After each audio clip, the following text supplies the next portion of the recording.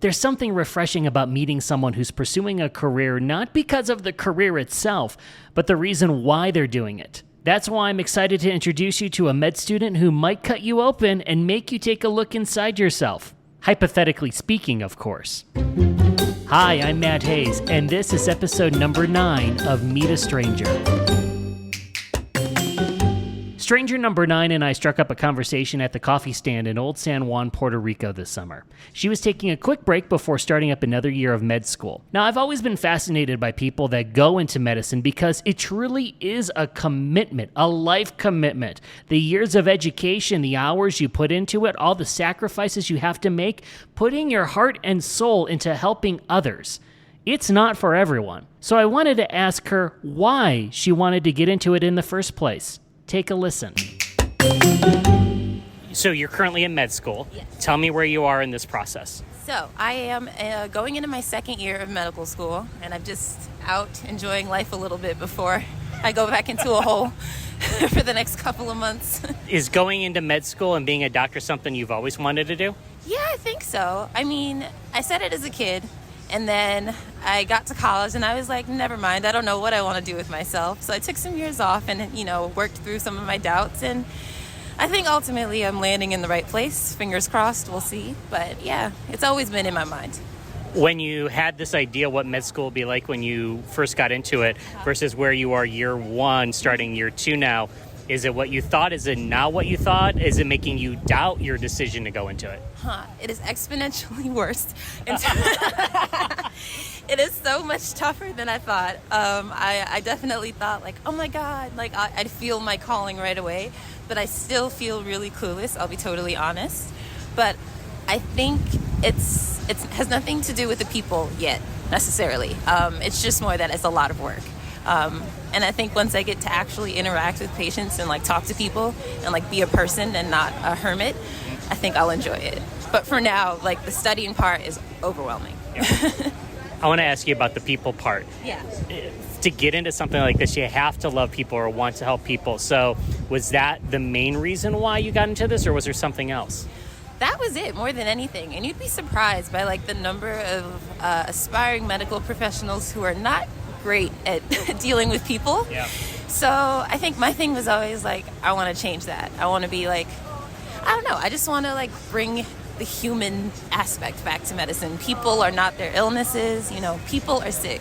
They're not illnesses that, are presenting in the form of a person. You're dealing with the whole person, and I really wanted to practice that. Hopefully bring more of that to medicine. So that was my number one reason. I really, to be honest, I don't love science like that.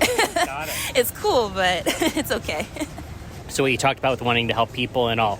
Now that you're doing the technical elements of all that, but how do you integrate that? How do you be that person, that version of you now in life before you're even helping on a doctor? Or, how do you live that in your life now?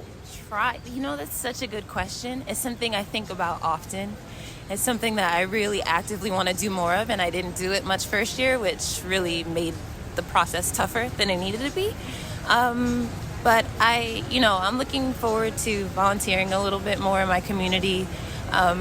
They have this cool thing where we can go and literally listen to patients who are hospitalized just talk about their lives. We can't treat them, but we sit and we're like, hey, you want to talk for a couple hours, which exhausting, but I would do it. Yeah. And I think it's actually really cool because you hear some amazing stories. So I don't know. I'm just trying to I can keep myself alive. I'm also a little bit creative too. I love visual art and stuff, but I didn't do any of that last year, so I'm trying to do more of that this year for sure.